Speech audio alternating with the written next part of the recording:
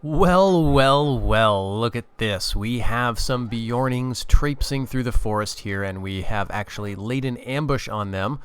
We have our Rhovanion foresters off in the woods there, 4 units of those fellows. Off over here, we've got some woodman axes, mercenaries, fronting a single unit of bowmen mercenaries, and behind them in the clearing, my cavalry. This Bjorning force was headed towards Holt, and it consists of, I think, a couple of units of spearmen and a unit of dogs, which if you listen carefully, you may be able to hear barking. Yeah, I can hear them anyway. So we'll just go ahead and start the battle. Yeah, there they are. And they're going to go in a couple of different directions. Now we're going to take some losses to these dogs. But we're already shooting, fortunately, and I'm going to actually keep targeting the war dogs. All of our skirmishers, we'll get them all down so that they can be in range.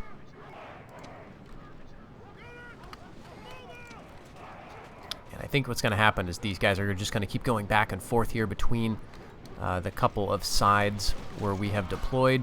Unfortunately, we're going to get a bunch of our foresters hit by those dogs.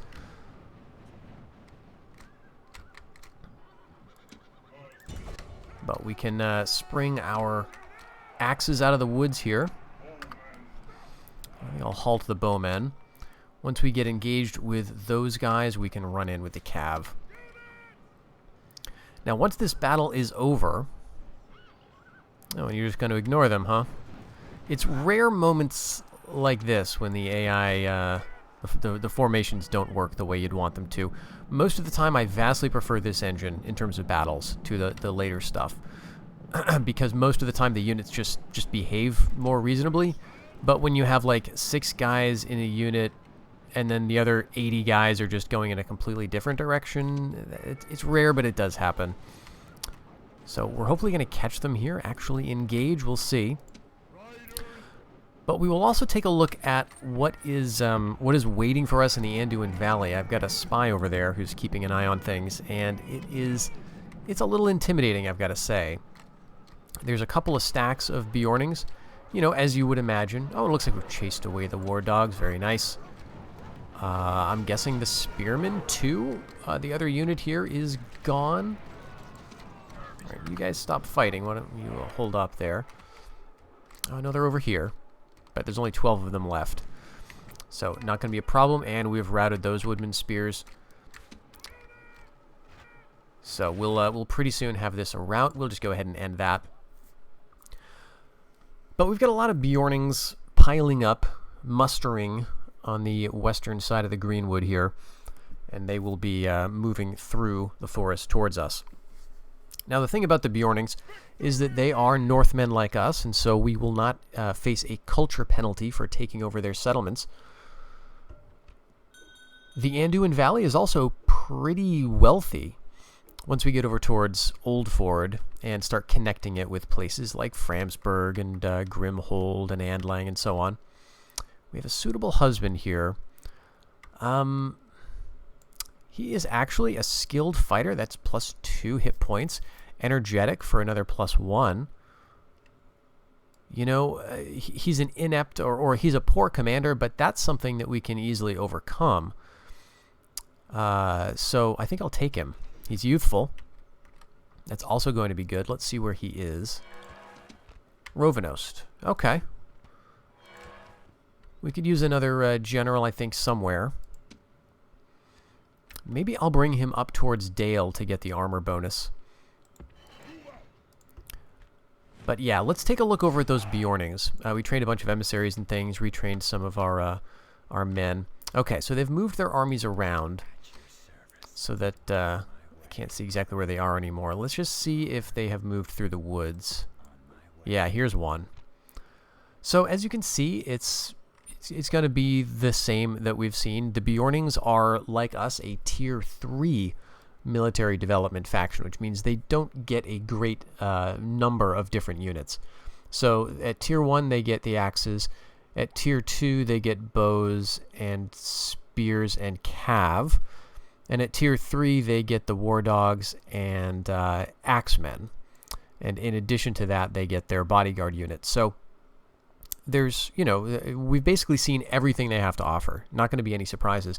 The only problem with conquering Bjorning territory is that it doesn't give us anything special. Now, that's not a huge problem, but it's not like taking over Dale where you can get those nice longbowmen, or even taking over Rohan where you can get horse archers, which I don't know if we will this campaign. That was kind of the goal initially, but it certainly hasn't shaken out that way yet.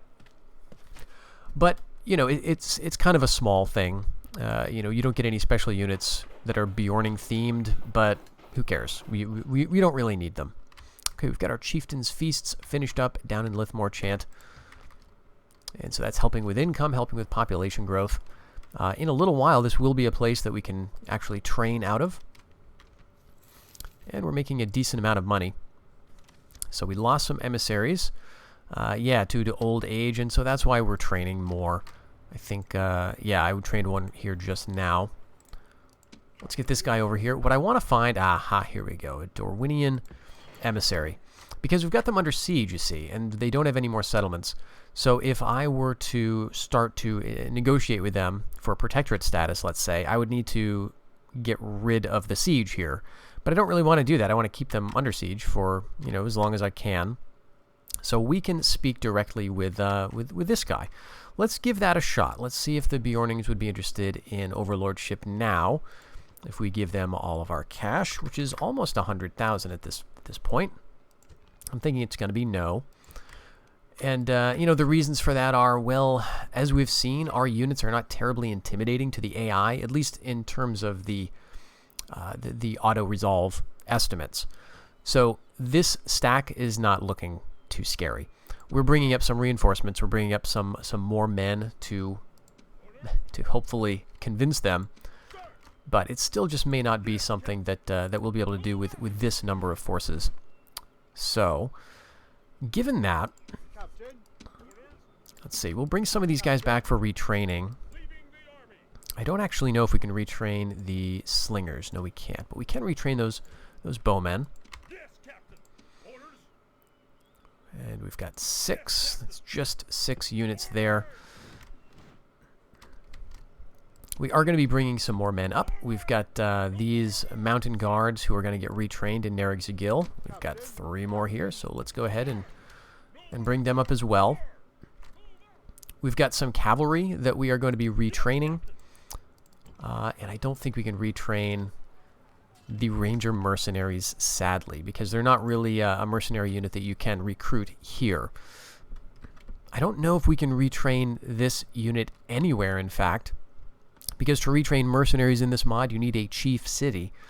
And the only place these guys can be recruited are the region of Thrimfeld and the region of Mid-Deeping. So those places are not chief cities. So I don't think we can ever retrain them. So given that, well, if we run out of space, I may just disband the unit.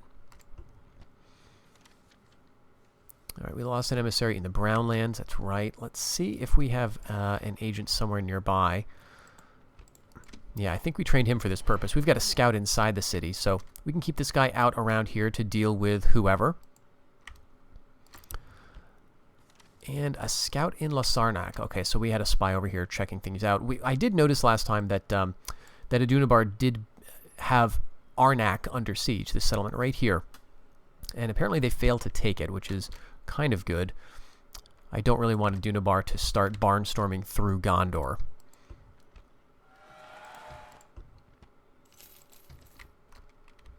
For whatever reason, Harad seems to be holding back from Em and Arnen. Even though they are at war with Harondor, that's totally fine. I'm really happy for this to act as a buffer. Although, on the other hand, it might be nice to get Harad up here and causing trouble for Adunabar, potentially.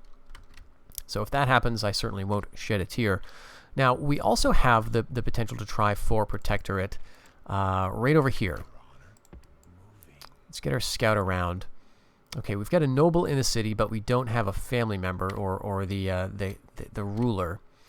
So, where did he get off to?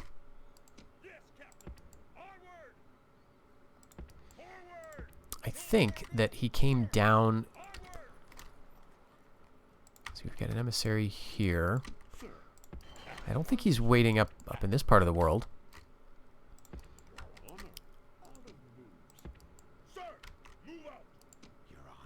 Let's just take a look.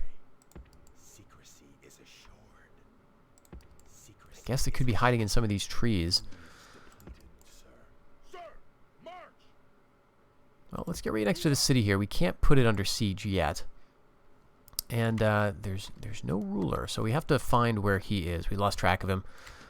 He was way up here, but then was marching down past Tham, if I recall, and getting into this territory. That, meant that we can bottle them up here. Oh, maybe he's besieging this. That would be neat. Rune taking High Khand. I would certainly be okay with that. Have them spread themselves out a little bit.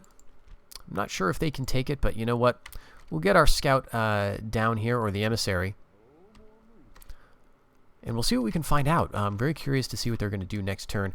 Now, I'm kind of at a phase now where I don't really want to be spending much money in building. We do have some projects going, and I'm really not keen to lose the cash because I'm actively looking for protectorates now. So we'll just keep these places under siege. We will continue to finish the building that we are doing. We have to keep an eye on Hjorth because this is now getting low, unfortunately. You know what? Let's take a look at our capital situation. Okay, our capital is Erebos, which is kind of ridiculous. So I think we can afford now to move it back over maybe Nerig Zagil. Let's take a look. 7107 is what we're making in income now. With Nerig Zagil, that's 11,000. That gets Hjorth into the blue face. And every place else, nope, Amrandor, 65. Shoot.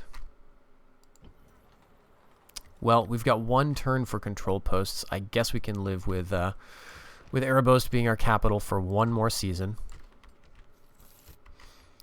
And so, given that, let's just go and keep training stuff in Hjorth. Or actually, maybe we can just move some things over. Don't quite have the movement points. Let's train one of you, and let's yeah, there we go. 3 Barding Militia gets us up to the blue face there. So what I'm planning to do over here is to keep training some bowmen. And actually, you know what? Why don't I bring these mercenaries down? I'm not really thinking that Dale is going to be threatening me around there for at least a little while. I can bring this army up here, meet up with the longbowmen, and we'll keep getting them some reinforcements, probably from places like Rhovanion, in terms of cavalry and so on. And then what we'll do is destroy these Bjorning armies as they come through the woods, and then eventually, take the fight to them, I think. Let's go for one more unit of cav. Oh, that's right. We're bringing these riders over as well.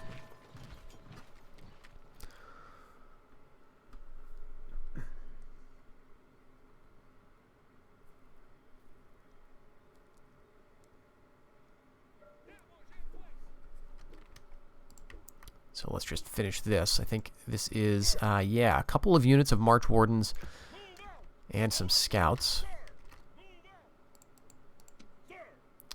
Keep bringing the mountain guards up and keep that retraining going.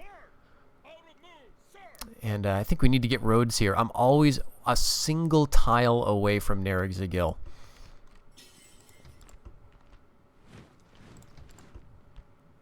Alright, Amrandor now has control posts.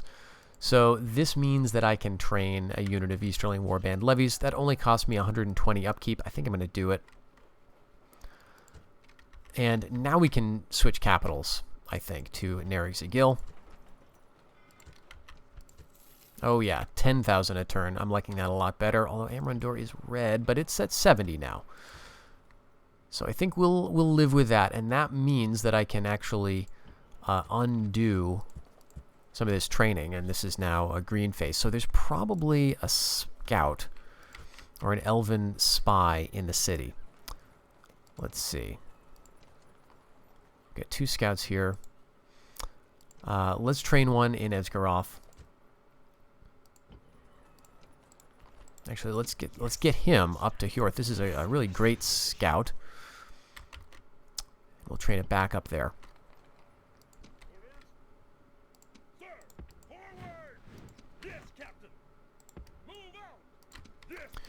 All right, late game, which I feel like we're in the late game at this point. I think we can officially say that.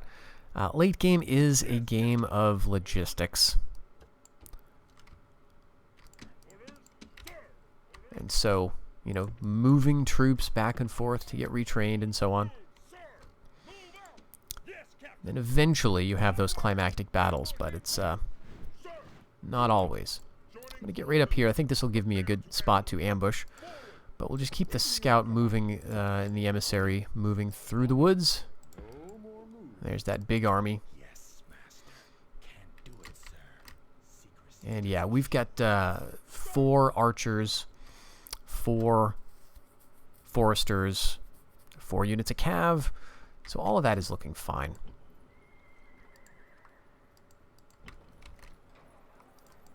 And the ruler has died over here at the Fort of Karnan. Very, very good. So that means that I could now move over and take this. I can't. There's never going to be a king over here again, and never going to be a bodyguard unit at the Fort of Karnan. So I can just go over here and take it pretty much whenever I want without having to worry about that. The fact that the ruler is gone also means that these Hearthmen are going to be less of a problem. They're just much easier to break when there's not a general. So that'll be nice. I'll have to give some thought to that. Again, I want to wait for that to happen for when I've either gotten Rhovanion as a protectorate or decided to just eliminate them. Because I'll only want to take that fort when I'm ready to keep pushing on into North Rune's territory. We lost our scout over here. So yeah, let's. I think we just got to keep going with scouts. Well, we've got one coming in Esgaroth, so that should be fine.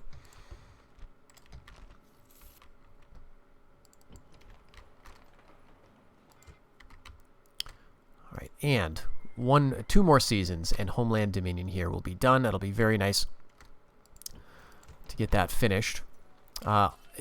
Fantastic. Belligant can train a bunch of stuff.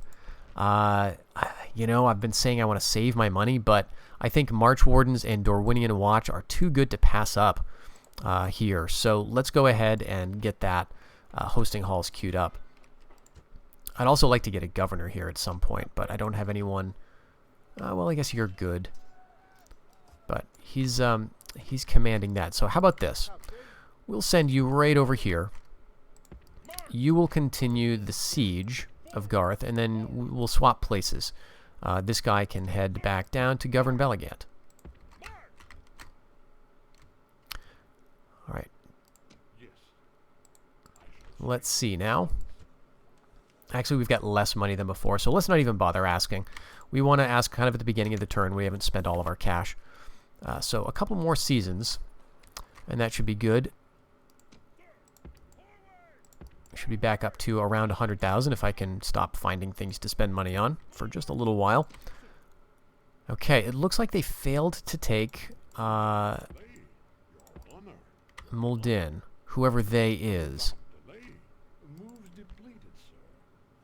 He's still just a noble. There they are. Okay, High Chieftain and host of the Chiefdom of Rune. So again, what I don't want to do here is just besiege this, get attacked, fight, win, and have the faction horde up. There are, again, ways that I can avoid that particular scenario from happening. But what I think I want to do is fight them. So let's go after their High Chieftain, and let's take this guy out. We'll be taking out the ruler, as well as another noble and a unit of axemen, and we're in the vicinity of some very, very nice mercenaries here. I keep forgetting that. But Muldin, because it is part of the Khan's territory, has access to Khandish mercenaries. So this is some excellent cataphract horse archers. We've got a bunch of very light horse archers, very serviceable, and they tend to come in units, in multiple units. So there's 3 of them here available, and some very ag mercenaries. So lots of great stuff for me to quickly raise my my forces. But let's go ahead and wipe out this High Chieftain. Turn around and hit that single unit of cavalry as well. And then we'll put Amrun Magor under siege. And if you're wondering why I'm even bothering with protectorates, I'll just say this. Protectorates are, I just think they're a lot of fun to try to get. So it's not going to certainly be for everybody. But they also offer some advantages in terms of the way that I like to play. So most of the time when you're fighting a faction, you're at war with them, and you eliminate them, right? And then you sort of move on to the next. Well, that's fine. You know, there's certainly nothing wrong with playing that way, but I really like a style of gameplay whereby you can carve out a secure section of the map for yourself. And so you're not constantly at war with all of your neighbors all of the time. To me, that's tedious. And so when campaigns get to that point, I usually lose interest. So what has been keeping my interest lately is kind of figuring out how protectorates work and how you can make a faction your protectorate. And it is silly, it has to be said. There's some inherent weirdness to the way the diplomacy works in this game. You have to really, really grind them into the dirt, down to a single province, get their garrison down to almost nothing, bring completely overwhelming force, besiege them for a ton of turns, and offer them a ton of money. And then maybe they'll say yes. Now, again, most people are not willing to do that. I understand that. I respect that. That's totally fine. But for me, it's more fun to do things that way because then I can have an ally who is actually pretty stable. My protectorates have never, ever turned on me. Despite what you may hear. Protectorates are very, never in my experience is a protectorate going to straight up attack you out of the blue. What protectorates may do is side with your enemy if they're allied with another faction that you're at war with, and then they may side with that faction and drop their protectorate status with you, which is very unfortunate. But there are ways to avoid that scenario as well. The advantage to protectorates, though, I've found, is that because they're so reliable, as long as you can manage that web of alliances and keep them from forming other alliances that might be a problem, you can pretty much lock down your borders by gifting them territory. You may wonder, why am I possibly going to consider that? Well, again, it's about how much fighting you want to do. I don't want to be fighting the same types of battles all the time. So if I look at, say, where Harad is on the map right now, and just look at how strong they are and how huge their empire is, I want nothing to do with that. And what I'd much prefer to do instead is, if need be, wall off a section of the map where I've got a protectorate that's sort of guarding that border. The other AI factions, in my experience, are extremely unlikely to attack your protectorate. And so what's going to happen is you've got a buffer state where you don't have to worry about being attacked by those large, annoying factions like Harad in this case, or whoever. So it's a great way to achieve that kind of diplomatic supremacy on the map. So that's kind of why I'm going for it, even though it may seem kind of tedious. The other thing is, although you're going to be spending a lot of money to get the protectorate initially, here's that silliness. You're going to get that money all back the following turn. So, you know, because they give you their excess cash. So it's certainly not that costly in that sense. We're just going to clean up this single unit of riders, and then we'll see if we have the movement points to put Amrun Magor under siege. We just made the Lord of Amrun Magor the new king, so that's pretty exciting for him. All right, this should be an extremely basic battle. All I'm going to do is send the cavalry after this riders unit. I'm thinking my scouts are going to be in the lead. Yep, and the mercenaries, and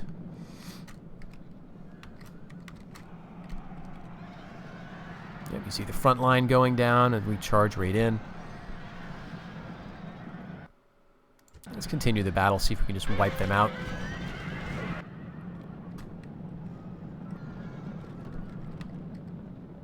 Alright, we got them.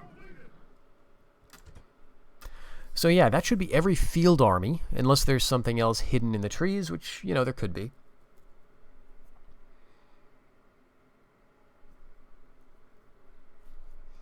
But this is where we want to be in terms of getting a protectorate. And we do have movement points. Fantastic. So that was a great little tour of the neighborhood here. Let's get the scout. Oh, I don't know. I'm just kind of curious what Harad's doing. We'll move these guys around. Believing this is the capital and last bastion of Khand here. And they've got a full stack in the city. They're still training stuff, so that's nice. Nothing that's going to withstand Harad, provided that Harad is actually going to finish them off. And I think the problem is Harad is still having these rebellions. That's buying Khand time. All right, so a pretty eventful few turns here. I think we can go ahead, end the season, and see what is coming up next.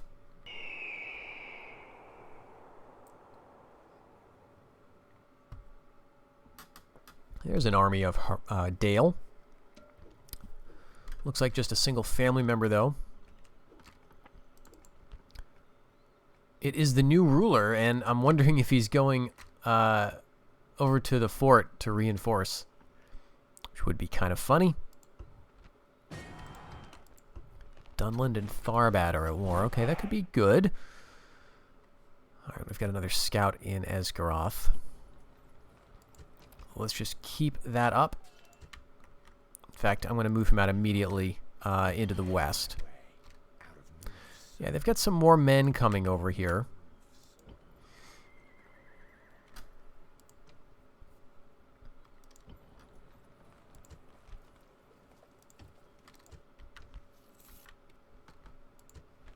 All right, actually, you know what?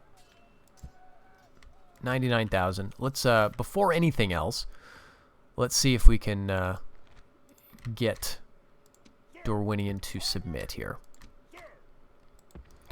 Bring up the troops as far as we can. And we've still got the emissary here. So, overlordship, I'm going to give you just shy of 100,000, because that's all I've got. And they're going to say no to that. Still got 3 turns. So we'll wait here and see what they do. We also have the option of trying that with Rune. Now, I don't know if we have any emissaries of theirs in our territory. Certainly not seeing them. I'll just do a quick look around the map here. That's North Rune's emissary. Yeah, it doesn't look like it. So we'll have to remove the siege. Which we can do. Captain, prepare for battle. Let's go ahead and just give it a shot. Yes, I shall speak with them at once. Same deal. All of our treasury, overlordship, and they're going to say no. Well, we'll just keep this up. This has 8 seasons to go. This is the new ruler here. Which is great. There's not much here. It's certainly not a very threatening force. We've got plenty of time. We're not going to check this every single turn, by the way. It's just doesn't make much sense to do that. But we will keep an eye on this scenario because we're likely to have a horde type situation evolve here. Okay, we lost a noble in Dale, and I think that's... yeah, that was the governor of Dale. So, very unfortunate.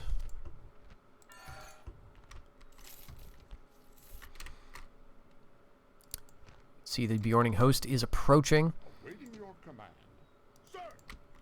But now we can go ahead and retrain these guys.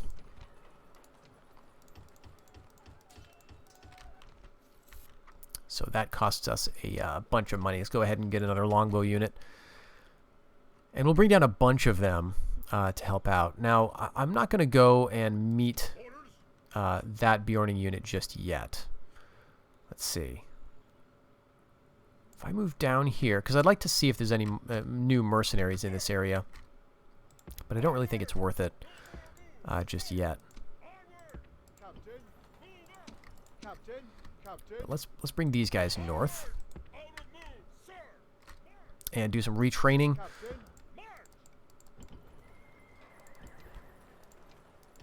And since we're retraining, let's go for another unit. Why not? And that's pretty good in terms of in terms of training, I think, in terms of cash. So I think this is a good point for us to halt the episode. We're working on hosting halls in Belagant. We are just about done building everywhere else, though. Oh, except for this. One more season for Homeland Dominion. So when we come back, we're going to be... we'll see what Dale does here. They've got a couple of dribs and drabs that they're sending east. Really not concerned about this. Maybe we'll see if we can defeat them in the field somewhere before they get over to here. But even if they do, really not a concern. Karnan is not really on my radar. We've got enough in the area to hold off if they decide to start any shenanigans. And we're really just kind of grinding down Rhovanion and Rune at this point, building up our cash reserves to make protectorates a possibility, and trying to work on our infrastructure elsewhere. So no new settlements captured this episode, but I think we're going to be working towards that in the next one. Until then, take care.